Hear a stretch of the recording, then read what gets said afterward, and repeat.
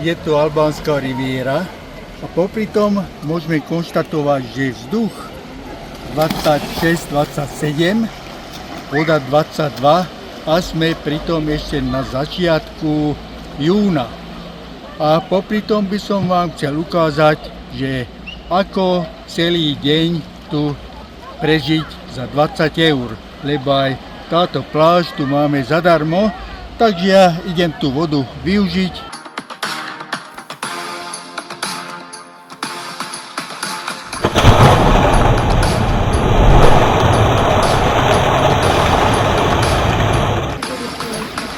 Taký lacnejší spôsob. Našli sme tu predajňu chleba, pekáreň. Predávajú tie plnené languše s mäsom alebo s tvarohom. Áno, tie dneskašie raňajky som vyriešil. Tu som kúpil vlastne jedlo. Tie koláče veľmi dobré sú. Stálo to 1 euro. Pívku 1,50, takže raňajky za 2,50 mám vyriešené. Plným bruchom presúvam po meste a mojím cieľom je spoznať zaujímavosti mesta ako námestie Slobody. Stojím pri monumente víťazstva, ktoré postavili v roku 1912. Áno, som rád, podarilo sa nám to nájsť. 28. novembra 1912 bola vyhlásená nezávislosť Albánska od Osmanskej ríše. Cez to námestie stačí prejsť niekoľko desiatok metrov a pred nami sa objaví významná historická mešita Muradije z roka 1537. Pokračujem ďalej do starého mesta Old Town, ktorý je historickým a kultúrnym srdcom mesta. Typické staré mesto vo Vlore, farebné budovy, príjemné prostredie.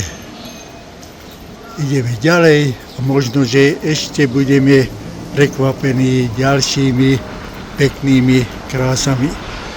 No, zbadáme, že je to staré mesto. Aj ďalší dom k tomu svedčí, že sme v starom meste. Nakoľko je už obed, bolo by dobré sa aj najesť. Ako to konštatujem, turisti tu poznajú len pobrežnú promenádu s drahými reštauráciami. Ja od promenády neďaleko vo vedľajšej ulici nájdem reštauráciu, kde chodia miestni. Tunajšia pestrá ponuka jedál a priaznivé ceny ma presvedčia. Dobré rybacie polievky v cene od 4 do 6,5 eur sú tu neodolateľné. Aby to nebolo len o jedle, z reštaurácií pomaly pešo presúvam k nedalekému Kuzumbaba. Ide o najvyšší 30 metrov vysoký kopec priamo v meste. Teda Kuzumbaba s pekným výhľadom. Z jeho pekných výhľadových terás je krásny výhľad na celé mesto. Už slnko pomaly zapadá a čaká na mňa ešte skvelá večera v štýlovej výhliadkovej reštaurácii na okraji mesta od centra v pešej vzdialenosti. Pri tom úžasnom západe slnka tu vo Vlore môžem naozaj konštatovať, že celý deň sme mali skvelý.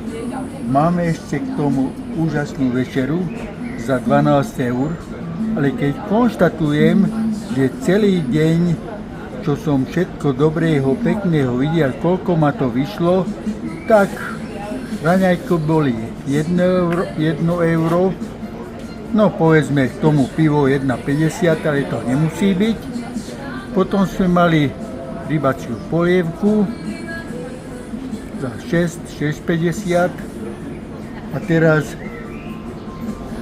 tá večera, takže môžem konštatovať, že som sa zmestil do tých 20 eur a pritom tu vo Vlore vidieť pamätihodnosti, všetko sa dá pochodiť peši, netreba ďalšie výdavky a v konečnom dôsledku celodenný pobyt aj s skvelými zážitkami tu vo Vlore nás nemusí zrujnovať.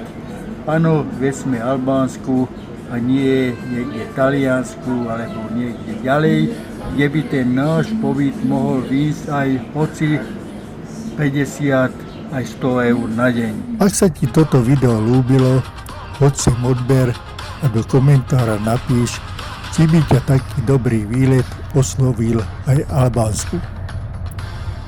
Vidíme sa pri ďalšom videu o Vlore, kde o pamiatkách si poviem viacej a uvidíte tu aj moje osobitné zážitky a spoznáme aj okolitú peknú prírodu.